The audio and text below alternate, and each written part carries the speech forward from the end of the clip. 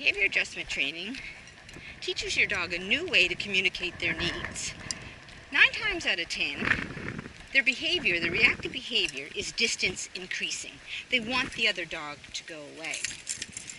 And basically, when we do a setup, we use an enriched area, and we let the environment itself be the reward for the dog.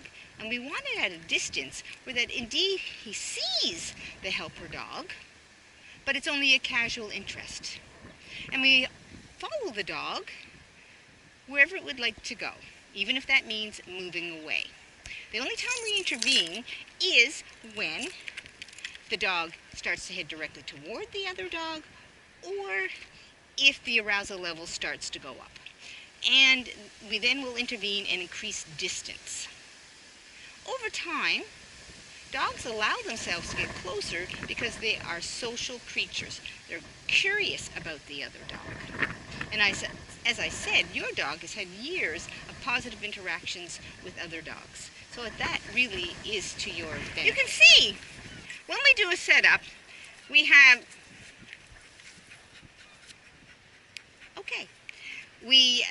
all the variables sort of handled. So I have a way to communicate with my helper.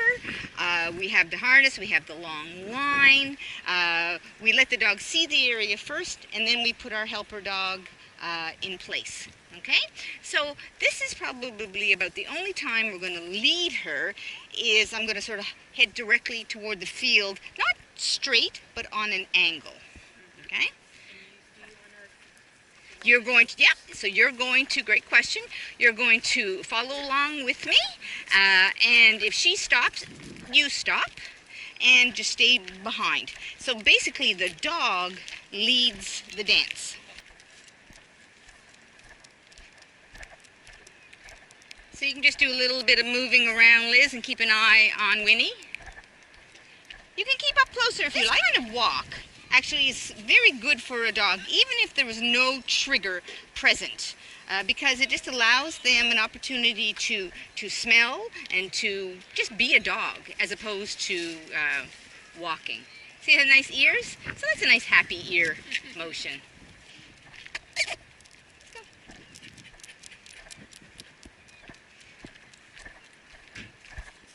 There. See how she saw the dog? Nose went right to ground. Now, could have went to ground because she had to pee. But any moment now, she's going to have another glance over at Liza. So she is nice and comfortable.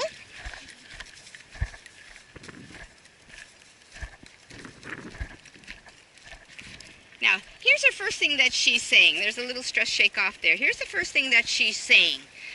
Really, she had no interest in going forward toward that other dog. She's not really interested in it. Little glance there, and then right back doing her thing. This is where the environment supports her. So this actually is a kind of a nice distance for her that allows her to be just a dog without being overly concerned.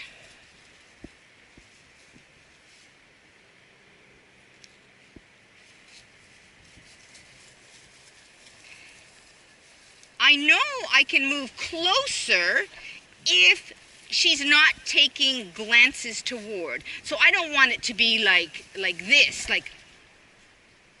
because that's too much concern. But generally she should just kind of look over and then go on. But at this distance, it already appears she has already kind of dismissed the other dog. There's another little look. The tail is very relaxed. The ears are up. The mouth is open. She has a look, and then she carries on. So that's actually very nice body language. That's beautiful body language. So what we're going to do, because Liz is headed that way, we're going to go down this way and get out of the tall grass. So the nice thing about a bat setup, where we actually have a helper there, is that we can control all these variables.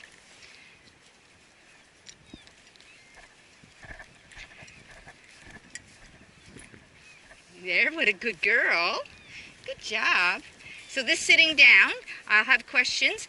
What, does she often do that when she sees another dog? No? See, her pace is quickening a little tiny bit, but yet she's able to do a head turn. And she's increasing her own distance. Another little look. And I'll just sort of arc around. So I'm not heading directly toward, but I'm just turning my body and letting her have a little look. Tail is still down. Ears are up. Mouth is open. She's what we would say gathering information on the dog. Every dog is different. The mouth just shut. There we go. Every dog is different how long we can let them stare. But really, that was bordering too long. There she's having another little look.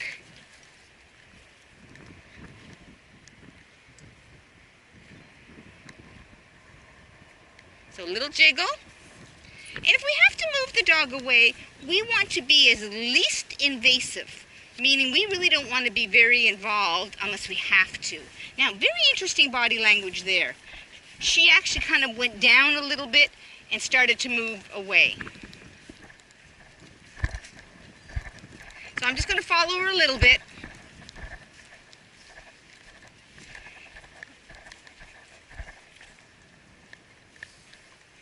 Good.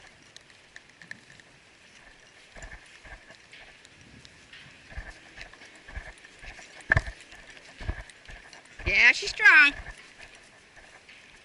Very interesting. She's increasing her own distance. When we review back that tape, you will see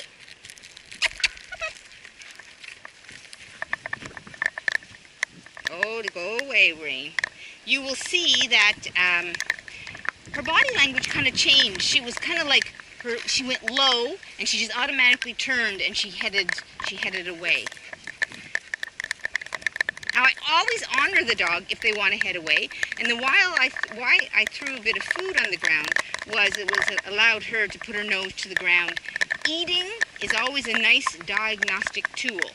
Can they eat? Because you know if they're really stressed, sometimes they don't eat. That's right. Eating is calming, and sniffing is calming.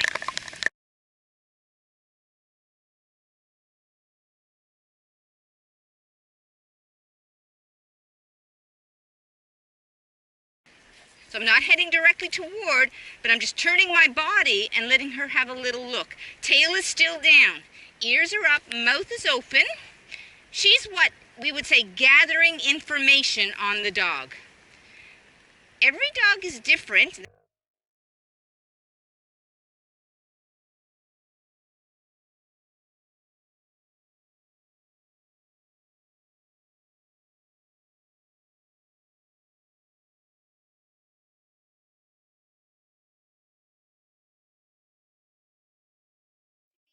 Least invasive.